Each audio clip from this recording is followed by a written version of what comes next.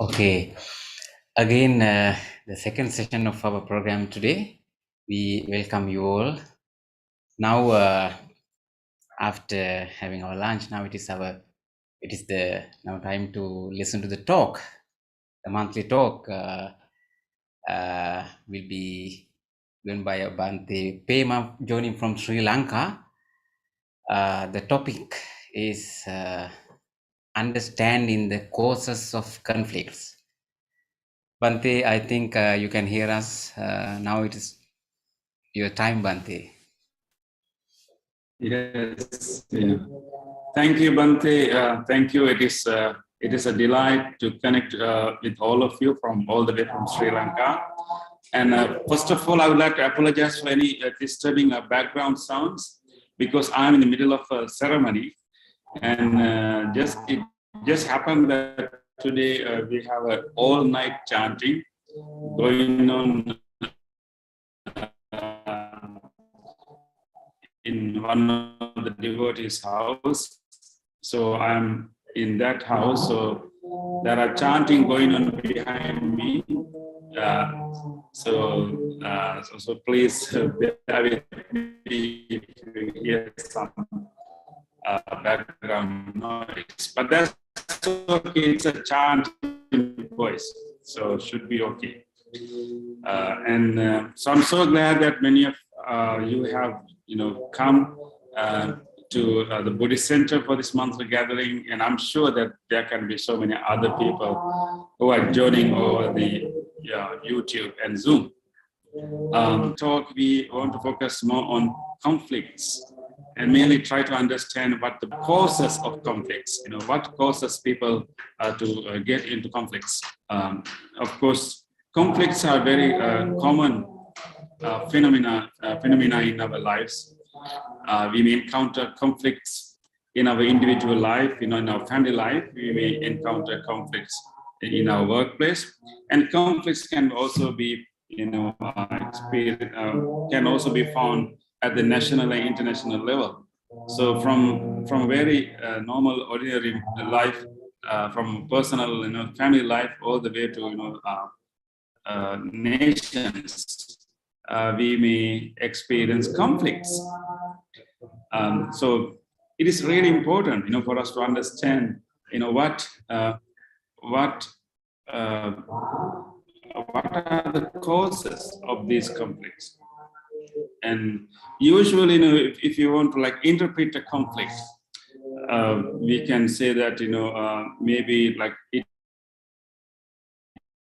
involves at least two parties, even it can be more than two, of goals of two parties, or maybe not taking into the not taking the party's interests and desires into account can create conflict. So anyway, so it is more of an incompatibility or maybe disagreement, and that could be the beginning of conflict. But today I would like to pay more attention on the conflicts that can arise among communities, because these days we are experiencing different levels, different forms of conflicts among various communities, and we cannot keep our eyes blind to the actual reality happening in the world. So we should use this opportunity to have empathy to people who are victims of the conflicts, but at the same time make some serious contemplation on how actually conflicts arise. So we have a very important teachings of the Buddha to understand this whole thing. When we go to the teachings of the Buddha, there are two main approaches when we talk about the causes of conflicts. One is the Buddha has given social causes, like what the social causes, what would be the causes in the society that bring about conflicts. The other one is more like a psychological causes at the level of individual. What kind of psychological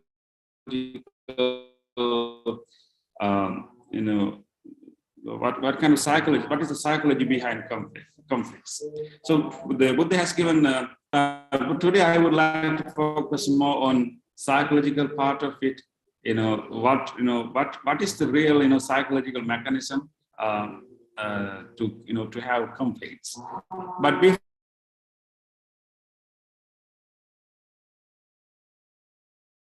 before that, I just want to briefly explain in important discourse called Chakravarti Sihanada Sutta, where the Buddha described about principles of a universal monarch. If someone want to be a universal monarch, and Buddha has given 10 principles, for such a monarch to govern the citizens. In that sutra, in that discourse, Buddha has explained that it is possible to have conflicts and even wars among communities when the resources are not well distributed, particularly the wealth and the different forms of resources when they are not well distributed among the citizens. And it is possible that eventually people get into people will experience conflicts, particularly when the wealth is not well distributed, and certain parts of the society will be less privileged, and that will increase poverty.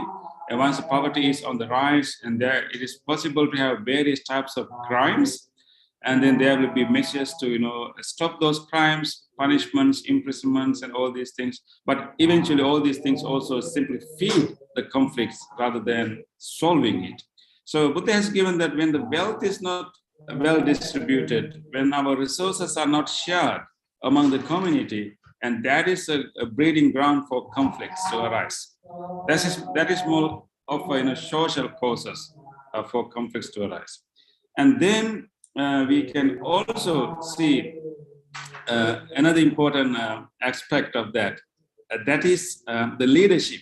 The Buddha says that but the leaders are examples to the rest of the citizens. So when the leaders show some aggressiveness, that can influence the citizens also to show the aggressiveness. When the leaders are patient, when the leaders are far-seeing, when the leaders are the examples of the leader, when leaders are, let's say, calm and peaceful, that can influence the citizen also to have that state of the mind. So the second part is actually the leadership, in examples of the leadership, because people follow leaders, and the leaders can put a very important influence on the ordinary people. So those are the general social causes given by the Buddha for conflicts. And so the conflicts can arise when the wealth is not well distributed, and when the leaders are not showing good examples to the community, to the citizens. But today, in this talk, I would like to spend more time on understanding the psychological causes of conflicts. What is the psychology behind it? What kind of cognitive and emotional forces in us that that will push us to experience conflicts. When we come to that, actually, so because when we focus on the psychological causes of conflicts, we pay more attention to the role of the individual. When we pay attention to the social causes of conflicts, our attention is to the structure of the society, and we can talk about a structural violence and a structural aggressiveness. So the changes has to be done structurally, in terms of social organization. So those things has to be done too.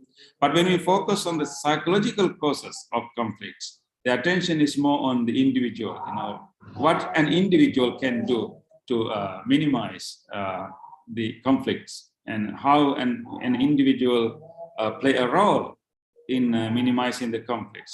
I think that is more important for us. Of course, we have to act both as an individual and also as a community, as a nation. So we should, we should participate in both levels.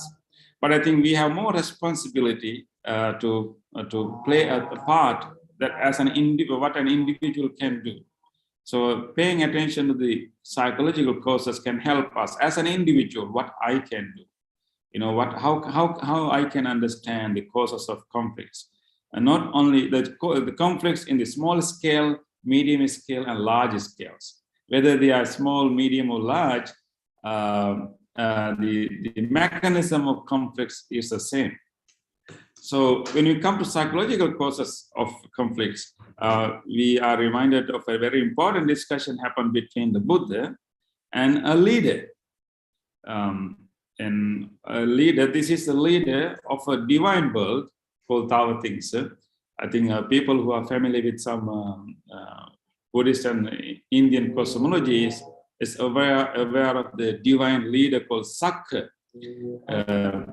So this divine leader came to the Buddha and asked a very important question, an important question that any leader would be interested in knowing the answer.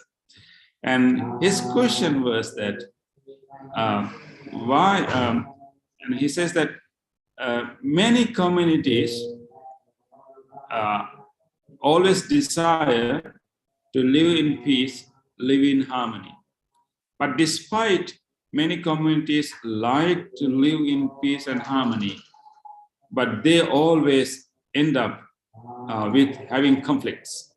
So all the communities want to live in harmony and peace, but many get into conflicts. So his question was that while many communities are willing to live in peace and harmony, why it is the case that many communities find themselves in conflicts? So what is the reason? What are the causes for communities to get into conflicts despite their willingness to live in peace and harmony? This is the question posed to the Buddha by this divine king Sakka. We have a very interesting discourse called Sakka Panya Sutta, the questions of Sakka, right? Bante, so you are familiar with this sutta, right, Bante? Yes, Bante. Yes. So it is found in the long length discourses. Yeah, long discourse of the Buddha. So in that discourse, when this divine king asked this question, and Buddha gave a very important psychological analysis of how a person, how a community and a person will come into conflicts. So the very important factor Buddha described there is actually the one important psychological causes for people get into conflicts is what he called possessiveness. Possessiveness, we feel the possessiveness about a place.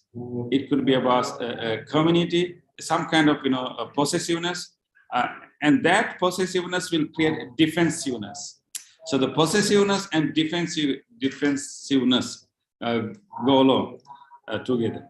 So Buddha says that we create in our mind some kind of idea that either we belong to certain group of people or certain group of people belong to me, or maybe I own. It's also a sense of ownership, also sense of ownership, sense of possessiveness. Once you have kind of sense of ownership and feeling that that I possess this particular a place or property or people, whatever thing. And when we have that feeling, and we feel threatened when someone is encroaching that, or when we feel that our what is belong to us is being threatened. So then we become very defensive to protect it, because we feel that I possess it, and then I want to protect it. So we become very defensive whenever we whenever we notice any kind of uh, uh, any kind of encroachment of with someone else to that particular thing. So possessiveness and defensiveness, this is the psychological process. But then Buddha described and based on the levels of defensiveness, we may either have a verbal conflicts, or we can have physical conflicts, or we can also have conflicts with weapons also. And so these are simply scale of the conflicts.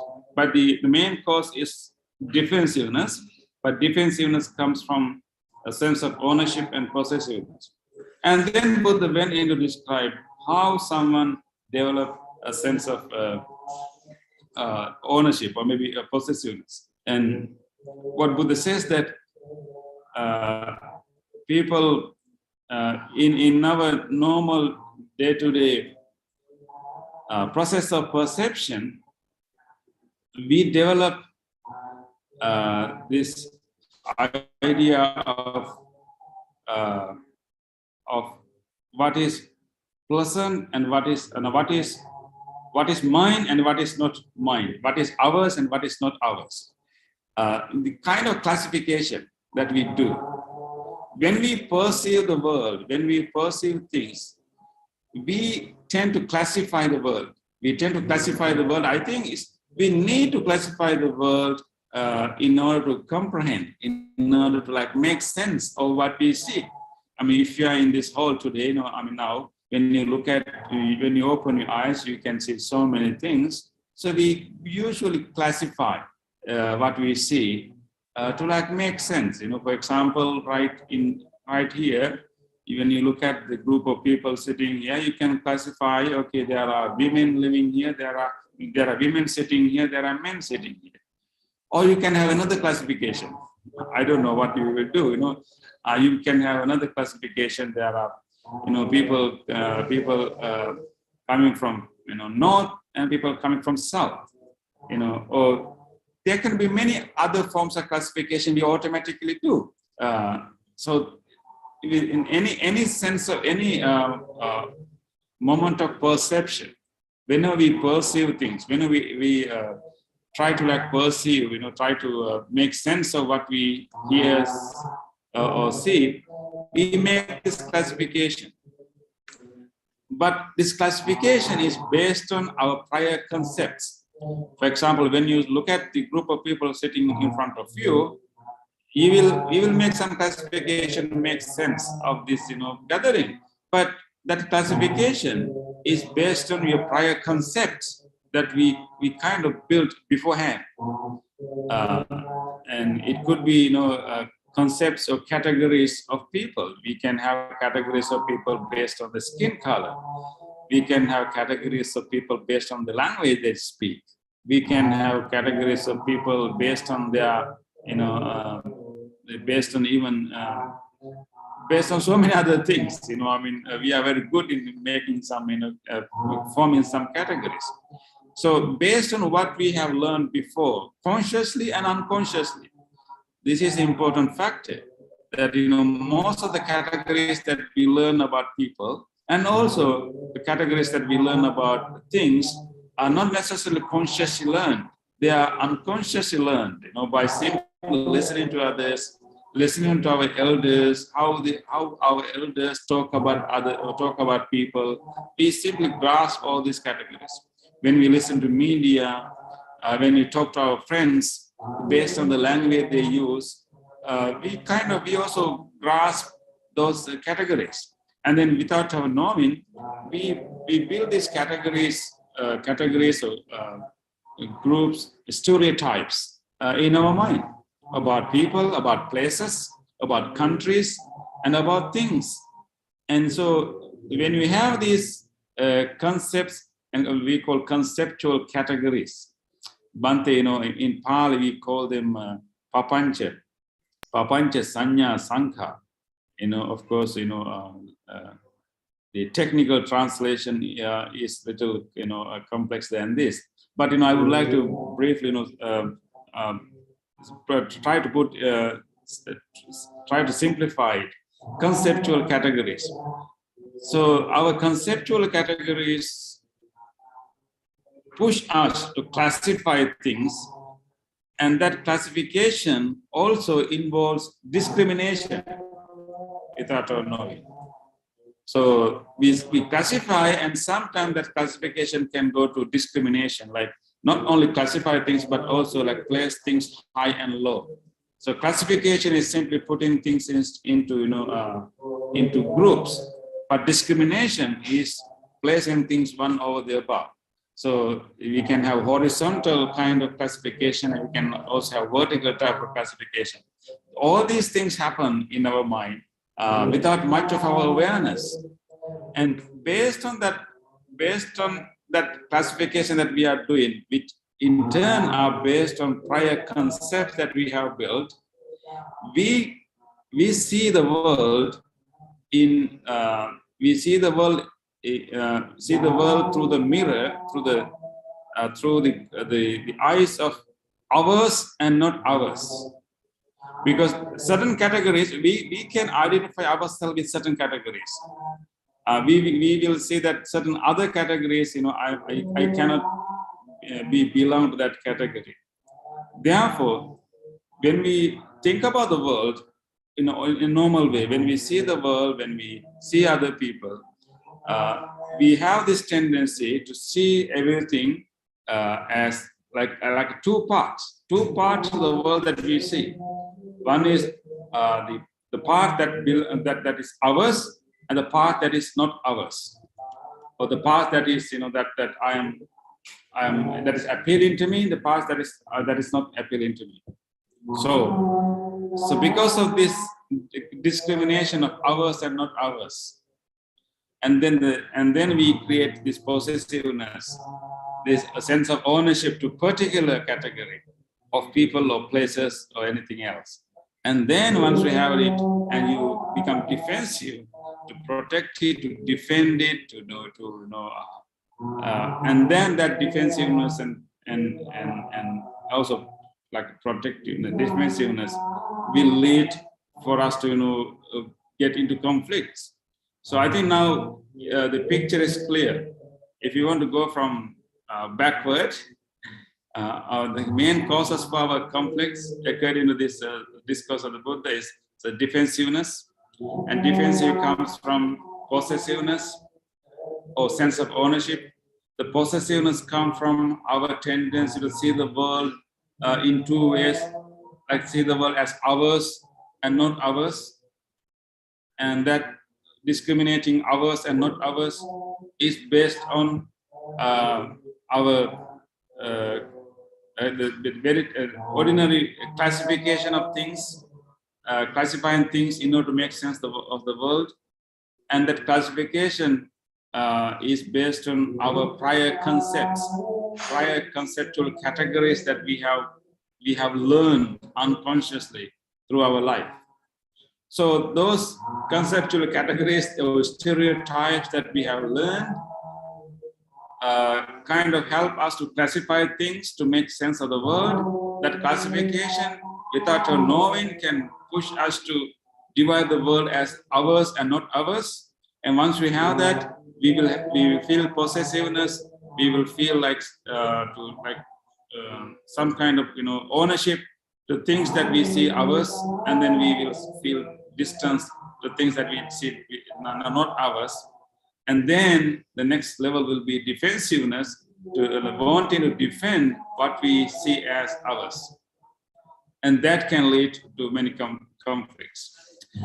But the Buddha really wanted us to understand that this classifying people or classifying things are actually temporary. Even our conceptual categories, concepts or stereotypes that we have built, they are simply tools for us to make sense of the world. But the problem with people is that, we forget that, those classifications, those categories are arbitrary. We forget that these things are simply conventional. We somehow give more value to those categories and classifications more than they need to have. And of course, there are differences among people, there are differences among, things, and it's okay. Even, classifying things is okay. But we need to have deeper understanding that any forms of classification is temporary. They are arbitrary, they are conventional. They just help us to understand the situation, that's all. But we tend to give more permanence to different, categories, different classification, and that can lead us to have, a sense of ownership and defensiveness. And so this is kind of human predicament. This is human weakness, actually, that is happening in our mind at a very initial cognitive level without our conscious awareness. But Buddha said that, with the practice of meditation, practice of mindfulness, and, having a more contemplative approach to our life, we can sense, we can detect, we can catch our own stereotypes coming up to like classify people. It's okay to kind of, classify and organize the things in the people that we see. But then we have to be aware that these categories, these groups, these pigeonholes are not permanent, and they are not really natural. They are made, they are constructed by us to just, to help us to, help us to understand things, and they are arbitrary. They are conventional. Having that understanding can help us to kind of, release the grip. I mean, to understand that not to take these categories more seriously than they need to be. And so this is the psychological, explanation. I mean, let me conclude the talk, and before we open up for the discussion, with a story happened at the time of the Buddha. Some of you have heard this story, and when Buddha was living in 6th century BCE, more than 25 centuries before, and he was also living in an area where there are conflicts happen quite often, because the northern India that Buddha lived was not was comprised of different kingdoms and different states, and so there were kind of tension between these different kingdoms all the time, and there are fights. There were some wars and conflicts and all kinds of things happening. So Buddha lived in that kind of environment, and Buddha knew about conflicts, and so that is why he gave this kind of teaching. So there's one incident that two communities were in conflict due to based on water. There was a famous river in northern India called Rohini River. It is Rohini, right, Bante? Rohini River, right? It's Rohini.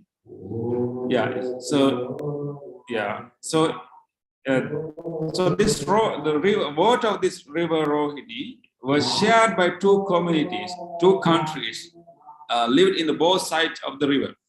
Actually, the one side was occupied by the Buddha's own relatives. I mean, of course, when Buddha was a prince, and he belonged to a Shakya clan, and the country called Shakyan state. So the one side of the river was the Shakya people. The other side of the river was actually Kolya people. So the two communities, Shakya community and Kolya community. Both communities, both countries were sharing the water of the Rohini River. So they were using the river to make their cultivation. And so there was some kind of agreement, how to share this water among this, between these two communities. But there was a time of drought. There were a lot of scarcity of the water.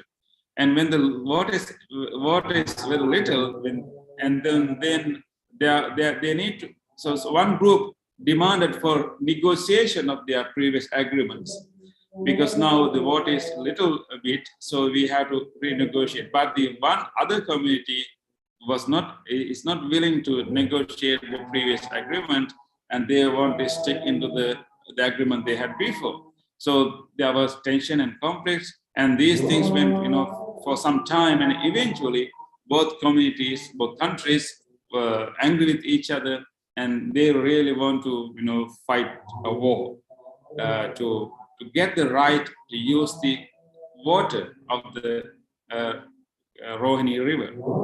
And so they were start to fight, and there were no agreement. All the efforts to negotiate was fallen apart, and they were ready to fight, and they were preparing their arrows. They were preparing all kinds of swords and all kinds of weapons in both sides of the river. And Buddha came to know about this conflict, this war that's going to happen based on this water. So this is one interesting incident that Buddha decided to go to the war zone. And you really have to have that courage to go to the war zone and to do some intervention. So Buddha went, and he actually went to the middle of the river, and he found a small island of sand in between the river, and he sat down on that sand island. And of course, both communities knew about the Buddha, and of course, one community was the Buddha's, relatives, and so they knew about the Buddha, and some were even has listened to the Buddha. When they saw Buddha was sitting in the middle of the river in the sand island, and they all were shocked. And Buddha really wanted to talk to them. So Buddha asked leaders of these two communities to come to the Buddha. And Buddha asked a very important series of questions. So they asked, why you are fighting? They explained, the issue with the water. And then Buddha asked an important question. He asked, okay, now you are fighting for the water. So tell me, what is more valuable? What is more worthy? Is it water or is it blood? Between the blood and the water, what is more precious? What is more valuable? Of course, obviously, they had to answer that, the blood is more precious than water. And then Buddha asked the next question: if the blood is more precious and valuable than the water, why do you want to shed blood in order to get water? It's an interesting question, right? And why you want to shed blood in order to get water if the blood is more precious and valuable than the water? So he was showing that the meaninglessness of this whole conflict. But importantly, what I am thinking right there, when Buddha referred to the blood that they are going to shed as a result of this conflict, Buddha was able to help these communities to go beyond their conceptual categories, because these two communities have formed their idea of the nation, idea of their own clan, and so they have these conceptual categories. People living this side of the river belongs to us. People living on the other side of the river belongs to others. So this is ours, that is theirs. And then so you have sense of defensiveness whenever someone comes to this side of the river. So but those, of course, there were two different communities living in both sides. In all for all the practical reasons, they were definitely two different communities. But those classifications are constructed classifications. They are conventional classifications. By reminding them about the blood, Buddha was able to kind of help them to go beyond their conceptual categories and to understand that although we have these classifications and categories, we all share the common human life. One example, one good sign of their life would be the blood. So when Buddha asked this question about the blood, I think they were able to kind of, to think about it and understand that, we have a common heritage, we are same, and we can classify as ours and not ours, but those are not permanent. So that, I think that helped them to think more deeply, and also like to understand that it is useless to shed blood to get water. So Buddha was able to resolve the conflicts and help them to renegotiate their right to use the water. So this is a good example, how Buddha intervened that conflicts. But I think so again, I would like we can think about how our human thinking, our ordinary process of perception, how our very ordinary way of perceiving the world is governed by our previous stereotypes and conceptual categories, and those categories kind of guide us to classify people, classify places, classify countries, classify so many things. And that classification divide the world as ours and not ours. And that very division, that discrimination, ours and not ours, can give a sense of possessiveness and ownership, and that will make people defensive and feeling like wanting to defend ours, whatever they consider ours and ours, and that can generate conflicts. So this is the psychological origin of conflicts according to the Buddha's teaching, that the Buddha's answer that he gave to that divine king. So I think there's so much for us to learn, so much for us to think about, so much for us to contemplate on our own life. So this is quite deep rooted. This tendency to have conflicts is quite deep rooted in human mind. We need to have a strong mindfulness to understand this whole mechanism, and important to understand that the categories and grouping classifications are important, but they are temporary. They are constructed, and to understand the real place, understand the arbitrary nature of categories is so important for us to go beyond conflicts. So that's what I would like to share today. Maybe we can start our discussion, right, Bhante? Yes, Bhante. Yeah, we can talk about our stereotypes, Bhante.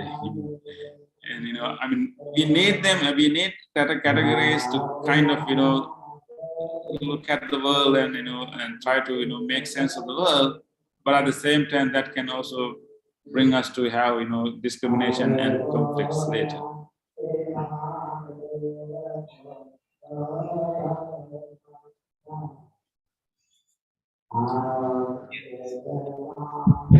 Conflict is necessary for life to evolve, to advance. There's always conflict between new and old.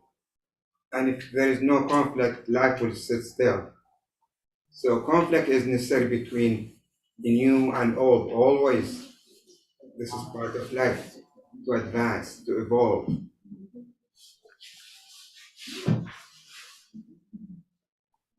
Bhante, I didn't hear that clearly because of the background sound. The dear friend, can you repeat that again? Can you please repeat that again? Someone close. Good? Yeah. Isn't it conflict is necessary for life to evolve, to advance? There is always conflict between the new and old. If there is no conflict, then life will sit still. I think conflict is necessary for life to advance, even in the same community. Yeah, I think that's a very good observation. That's a very good comment. Thank you for bringing that. I think here, of course, we need kind of two opposites for us to evolve from there to a new way of being. But I would say that maybe we use the conflicts there in a very mild sense.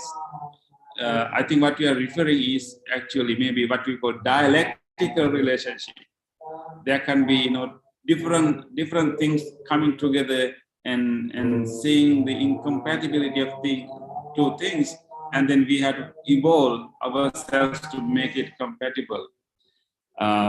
Maybe rather than thinking that it's a conflict, maybe we can say that it's maybe incompatible things coming together and they're helping us to evolve. Maybe disagreements, because conflicts is little bit advanced and it can be hurtful. So I would say that we need things that are not compatible, so that can help us to move beyond. But we don't have to be in conflicts in order to evolve. Conflicts in the sense that we kind of develop tensions and kind of prone to fight among each other.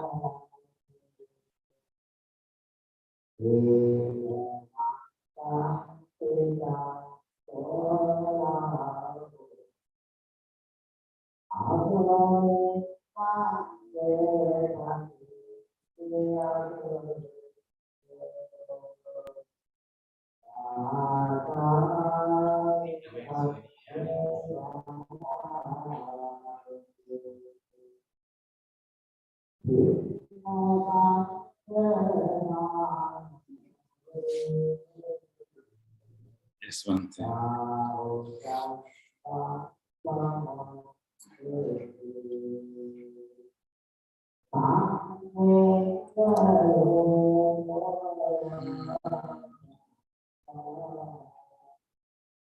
One thing. Can you hear the chanting sound in the background?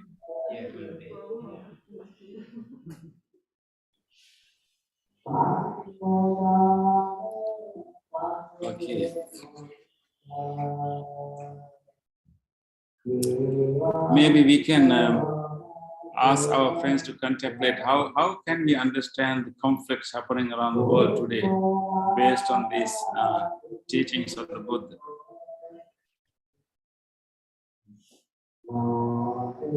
How can we understand the conflicts happening today?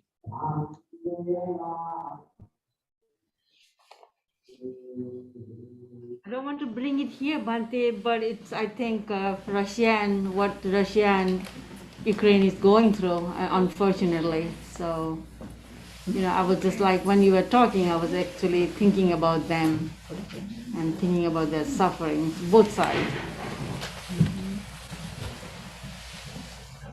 Yes, sister, it may be related to resources, distribution of resources, and also like, the generations of conceptualization are different categories that they have formed based on the place the people live and based on the language they speak.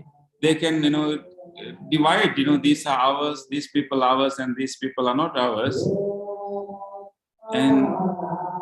But in actually, can we really divide, a child like that? But we do, right? That child belongs to that group, and this child belongs to our group. But those things are like, categories that we have formed, over generations, and then we, tend to take those classification, these categories quite strong, very quite permanent. Not realizing that these are actually, made in history. They were made by us.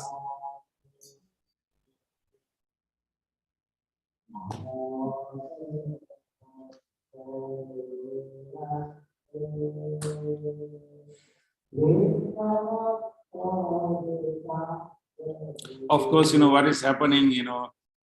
There can be more complex. There are a lot of history behind that. But ultimately, we can have some understanding of the psychology. You know, I mean, it comes down to, you know, our very process of perception, and how we need concepts and categories to have any perception of anything. But then if we don't remember that these are constructed, these are temporary, and then we tend to take them more permanent, and then, you know, start the whole discrimination and conflicts.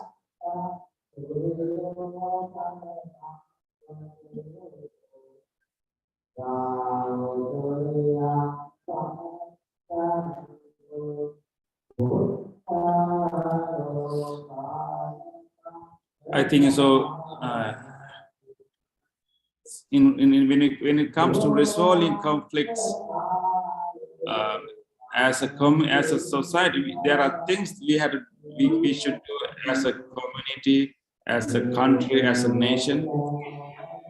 But I think as an individual, you know, we should pay more attention to what we can do as an individual, to understand the conflicts not only at the national level or international level, but also at any other organizational level or family level, and then use this wisdom to understand our own mind, you know, how we categorize people, and then not to take those categories more categories permanent, and help ourselves to see the more common nature of human beings and common nature of other things.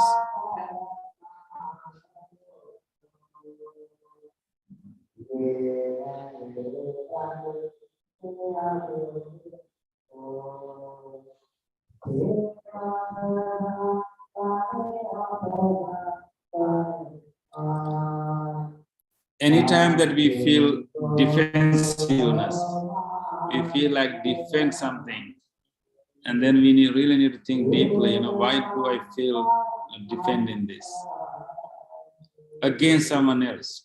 Of course, sometimes we need to defend someone from injustice. But whenever we have this, we feel this kind of defensiveness, we should like dig deeper into our mind and see how you know, how other conceptual categories are playing an important role here.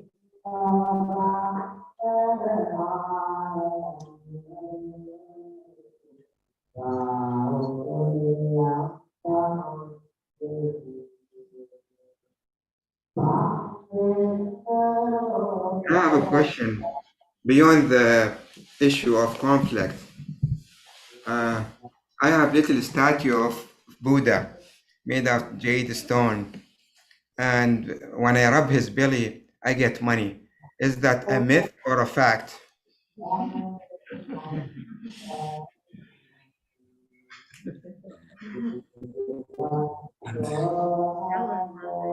Doing it?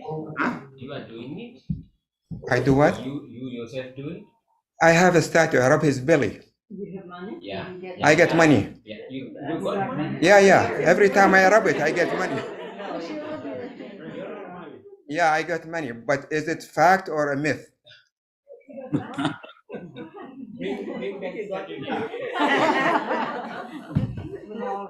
You do?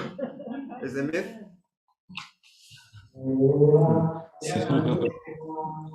Yes, but you know, maybe when you go to Chinese restaurants, you can see that, you know, you can see that statue. Right? Actually, there is not a statue of the Buddha. There is a statue of a Chinese monk lived somewhere in 11th century. And this Chinese monk used to be very joyous monk and also very generous monk, and particularly fond of children. It's almost like a, you know, Santa Claus kind of, you know, character in China. So, and he was very well known monk. But when he passed away, people realized that he's not an ordinary monk. He's actually a bodhisattva, a Maitri bodhisattva. So future Buddha. And therefore, so this statue is called Mila Fo in Chinese language, which means the future Buddha, means like Bodhisattva. Actually, it's one reincarnation, one appearance of the Bodhisattva in China. So it's not really the Buddha. It's just ancient Chinese monk. There's a legend behind that monk because he was very generous and joyful, always carry a bag full of gifts to children. And later, when the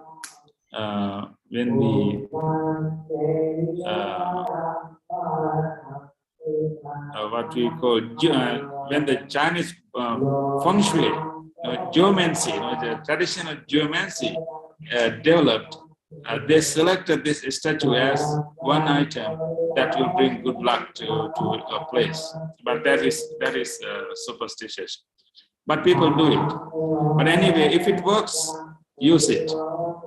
And as Bante mentioned, you can bring money. And I can see a comment that someone is asking to bring that statue to Cleveland for this. Does it work if I rub the belly of a monk?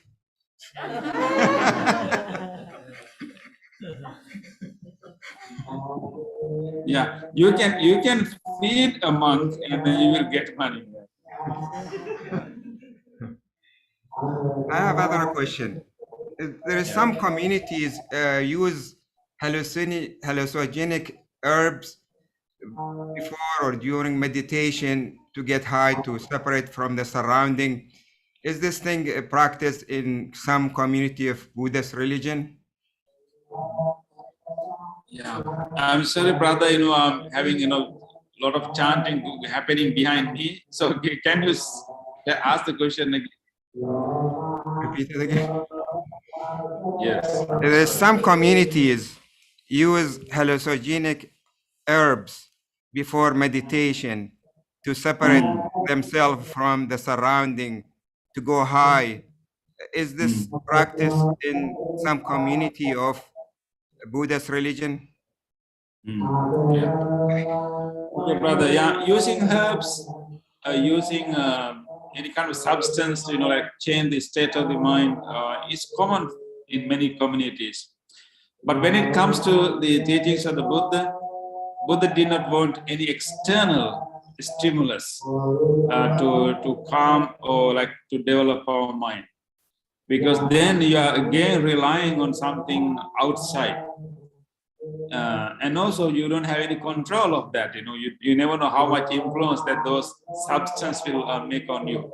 So the Buddha's approach is more organic and more internal, and using any relying on any outside substance to like change the state of the mind. It has not been recommended in Buddhism. That is why we have the fifth precept. Fifth precept in the Buddhism is not to use any intoxicants, including the kinds of herbs that we are talking about, because we really want to develop the actual mind, and so it is not recommended in Buddhism.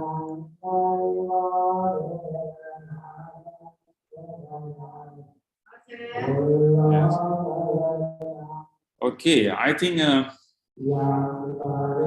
Bante, so you have we have a meditation practice also, right? After this. Yes, Bante, we are going to do some meditation and also blessing service after this talk, after this discussion. Yeah. Now yes. I would like to know, how was the food today? How was the food? Very good. Very spicy.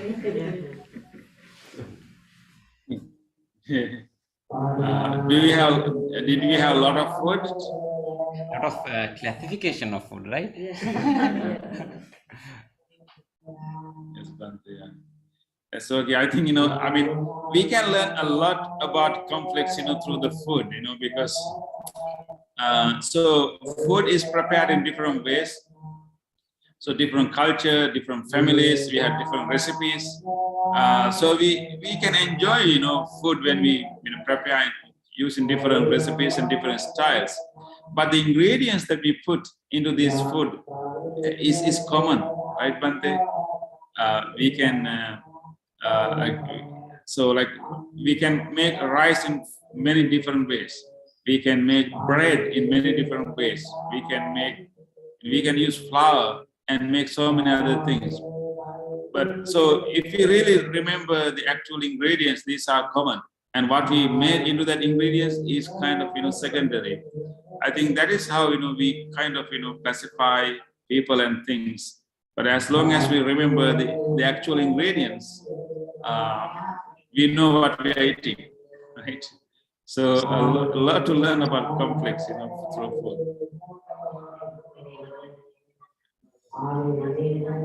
Okay, Bante. So I think, Bante, today is the all-night chanting. So we'll be chanting throughout the night until tomorrow morning. And I have my turn to chant after a while. So I think it is I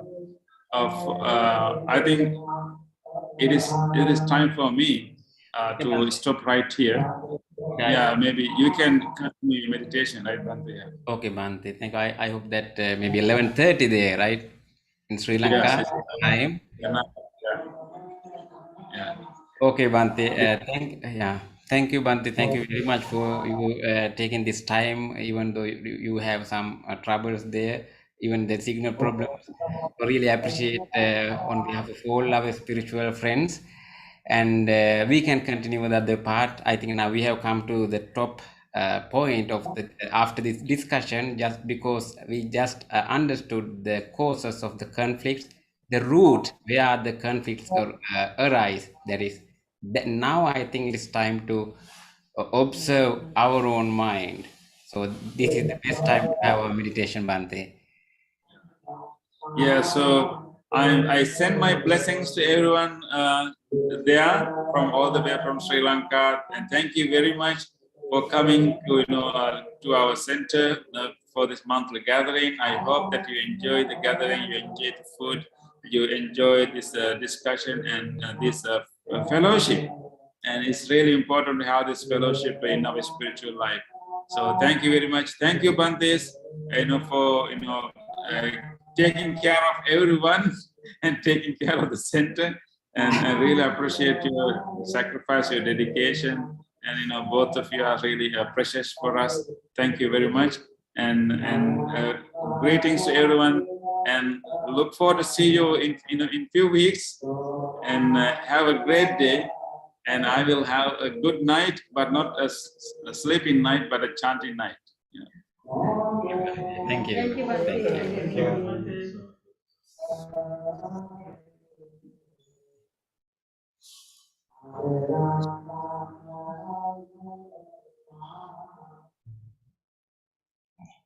Okay.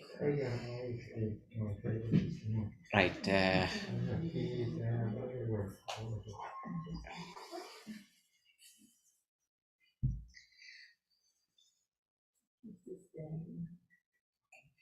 Yeah. Now we are going to do a short meditation. I think now for a while we were in sitting posture. I think we can have change our posture. Just a few seconds being in sitting posture, just to relax our body. Then we can start meditation. That is also a few minutes. All of us can stand up.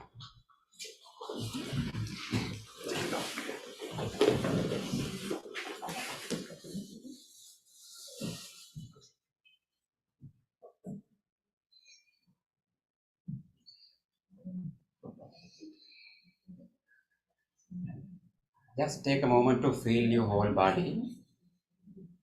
Just relax your body. Feel your feet.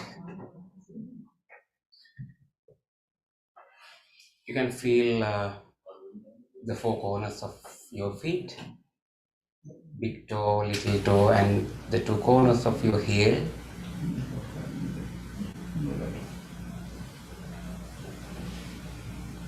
All the way from your feet to the top of your head. Feel your entire body and relax.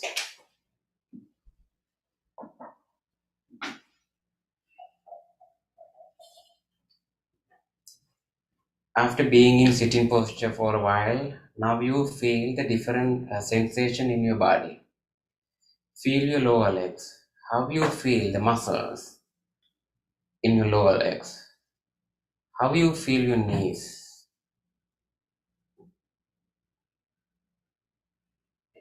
While you are in this standing posture, you feel the relaxation.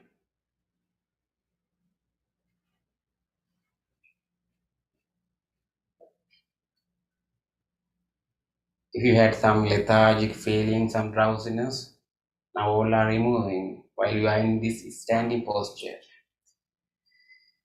We are going to spend few minutes in meditation, in sitting meditation. Now you are ready for that. Slowly sit down and prepare your body for sitting meditation.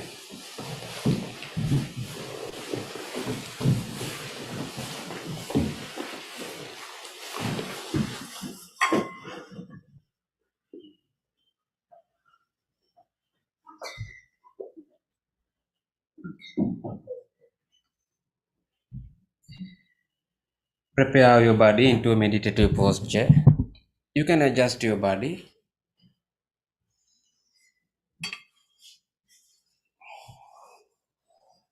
Keep your body somewhat upright.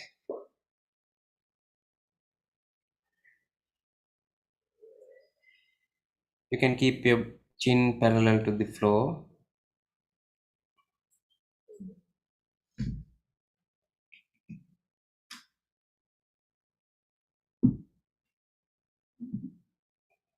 Keep your both palms together on your lap. You are keeping your eyes closed gently. This is your meditative posture.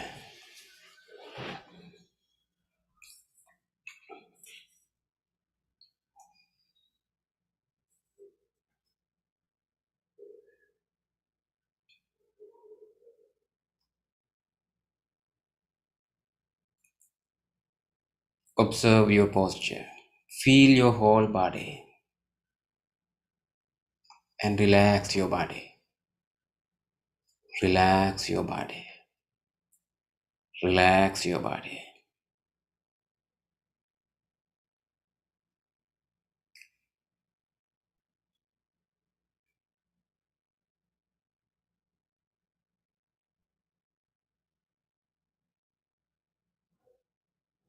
I'll ring this bell and do a chant for you.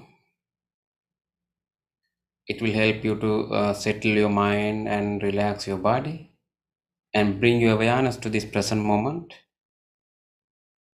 until the very end of the sound of the bell and the chant. Be with the sound. You are here.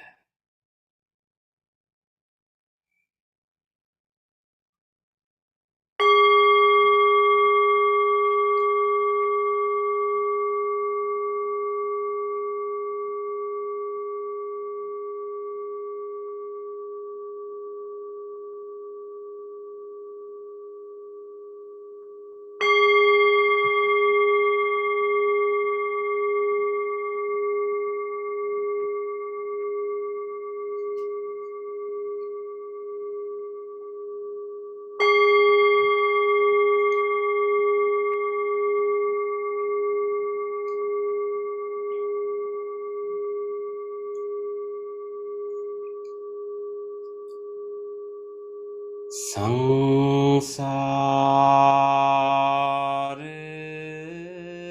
sarobha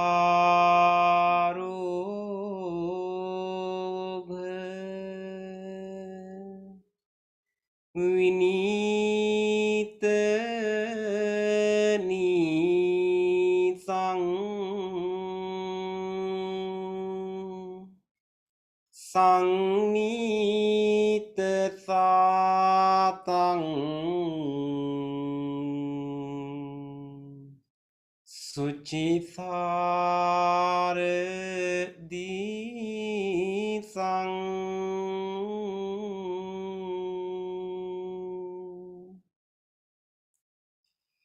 sandhira kang sun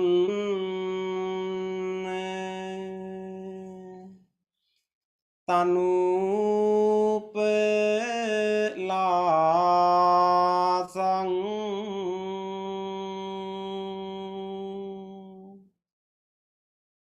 සංලාප දේසින්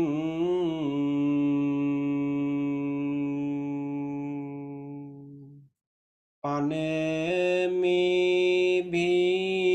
සාසං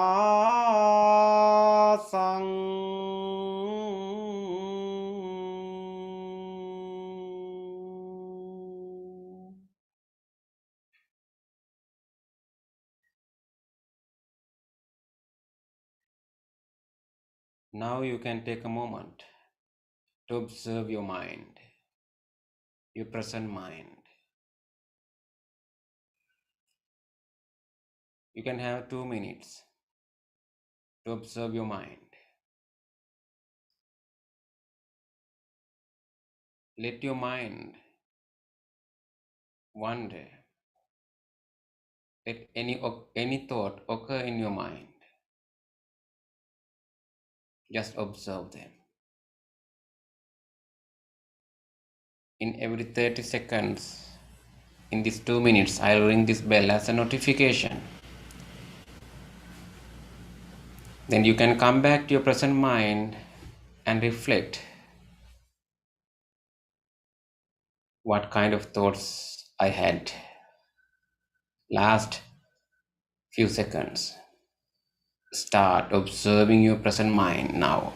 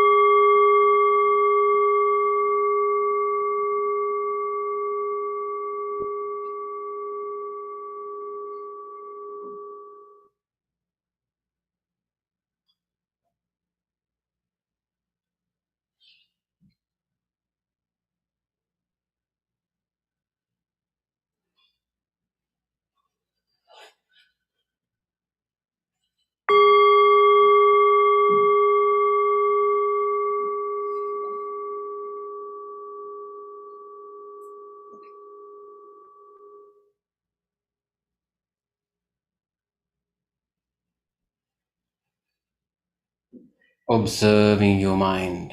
Now you understand the nature of the thoughts, the nature of your mind, how your mind functions.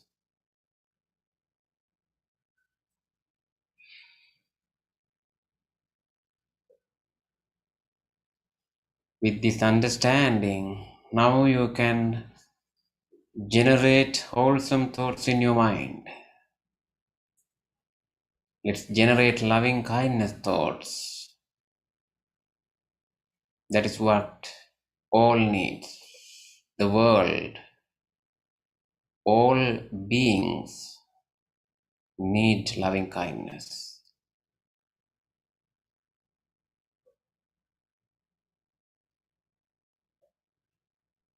Make loving kindness wishes for you first.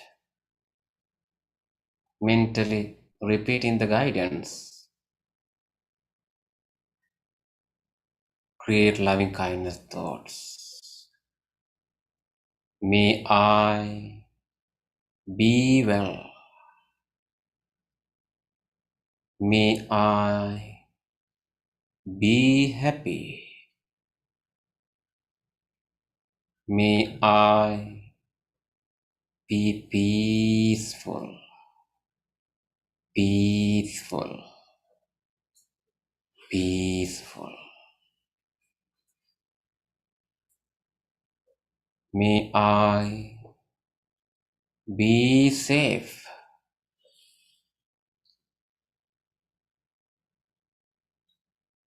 May I be healthy. May I be healed. Be healed. Be healed.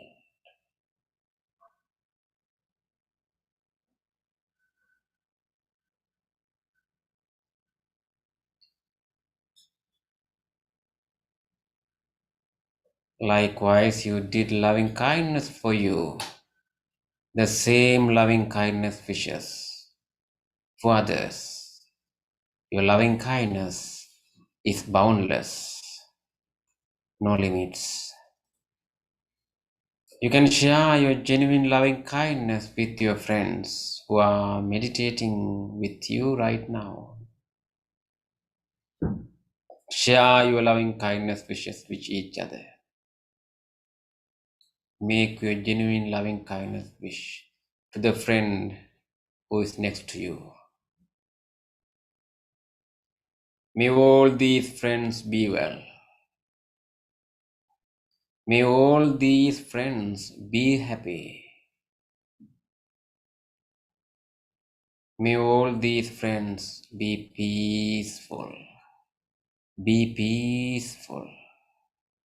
Be peaceful.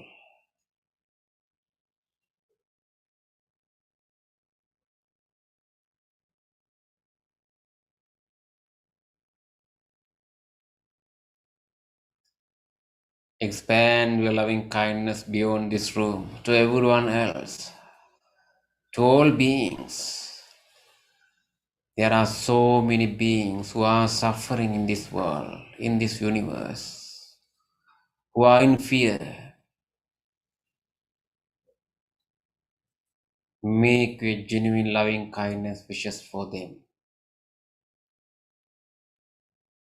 To all beings living in every directions, you are extending your loving kindness to the direction of your front, back, above, below, left, right, to all directions, to all beings.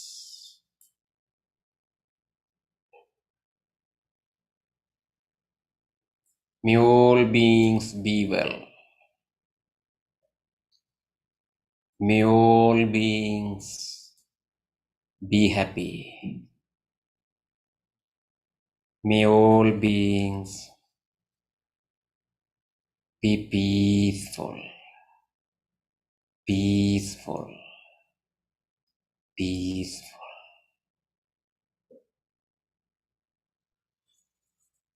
May all beings be safe. May all beings be healthy. May all beings be healed. Be healed. Be healed.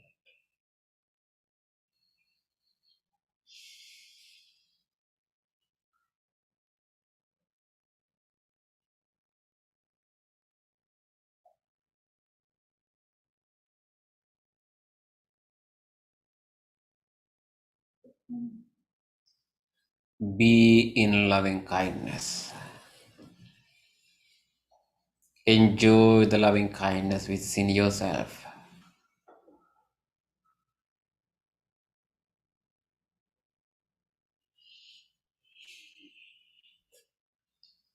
Be in your meditation. We are chanting the discourse of loving kindness. Listening to the chanting, you can be in your meditation, generating loving kindness thoughts more and more.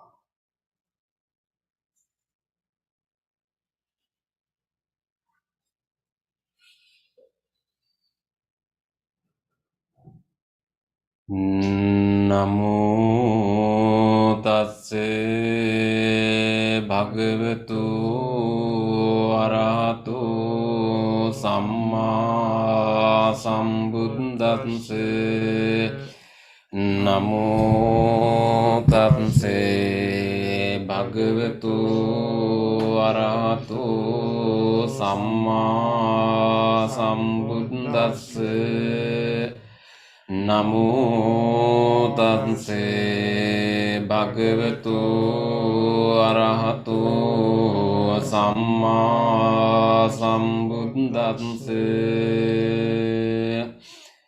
කරණීය මත්ත කුසලේන අන්තං සන්තම් පදං අபிසමෙච්ච සක්කෝ යුච සුජුච සුවචෝ චන්ස මුදු අන්තිමානි සන්තුස්ස කෝච සුභරෝච අප්පකිච්චෝච උකවුන්ති සන්තින්ද්‍රියෝ නිපකෝච අප්පගම්බෝ කුලේසු අනනුගින්දු නච කුද්දං සමාචරේ කිංචේන විඤ්ඤු පරේ උපවදේයං සුඛිනෝ වාකේමිනෝ හොන්තු සබ්බේ සත්තා භවන්තු සුඛිතත්තා ඒකේචිපාන භූතන්ති තසාවාතාවරාවා අනවසේසා දීගාවා ඒ මහන්තාවා මජ්ජිමාරංසකානුකතුලා දිට්ඨාවා ඒව අද්දිට්ඨා ඒ චතුරේ වසන්ති අවිදුරේ භූතාවා සම්භවේ සබ්බේ සත්තා භවන්තු සුඛිතත්තා නපරෝ පරං නිකුම්බේත නාති මඤ්ඤේත කත්ත චිනං කංචේ ව්‍යාරෝසනා පටිඝ සංඥානාඤ්ඤ මඤ්ඤන්ත දුක්ඛ මිච්ඡේ මාතා යතානියං පුත්තං ආයුසායික පුත්ත මනුරක්කේ එවම්පි සම්බ භූතේසු මාන සම්භාවයේ අපරිමාණං මිත්තං ච සම්බ ලෝකස්මින් මාන සංභාවයේ අපරිමාණං උද්දං අදෝච තිරියං ච අසම්බාධං අවේරං අසපත්තං තිට්ඨං චරං නිසින්නෝ වාසයානෝ වායාවතස්ස විගත මිද්දෝ ඒතං සතින් අදිට්ඨේය බ්‍රහ්මමේතං විහාරං ඉදමාහෝ දිට්ඨිංච අනුපගම්ම සීලවාදස්සනේන සම්පන්නෝ කාමේසු විනීයගේ ධන්නයි ජාතු ගම්බසෙයං පුනරේති ඒතේන සච්ච වජ්ජේන සුත්තිතේ හෝතු සම්බදා ඒතේන සච්ච වජ්ජේන සම්බ රෝගෝ විනස්සතු ඒතේන සච්ච වජ්ජේන හෝතු තේ ජය මංගලං සම්බීතියෝ විවජ්ජන්තු සම්බ රෝගෝ විනස්සතු මාතේ භවත්වන්තරායෝ සුඛී දීඝායුකෝ භව භවතු සම්බ මංගලං රක්ඛන්තු සම්බ දේවතා සම්බ බුද්ධානුභාවේන සදාසුත්ති තේ භවතු සබ්බ මංගලං රක්ඛන්තු සබ්බ දේවතා සබ්බ ධම්මානුභාවේන සදාසුත්ති භවන්තු තේ භවතු සබ්බ මංගලං රක්ඛන්තු සබ්බ දේවතා සබ්බ සංඝානුභාවේන සදාසුත්ති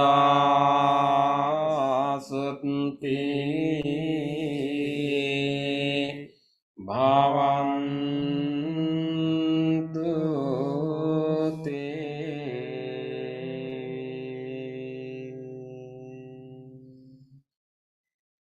සාදු සාදු සාදු. Okay. Thank you very much for all our friends who joined through YouTube and Zoom, and also thank you all our friends who are joining in person to make this success our event in this monthly event. So wish you all good health.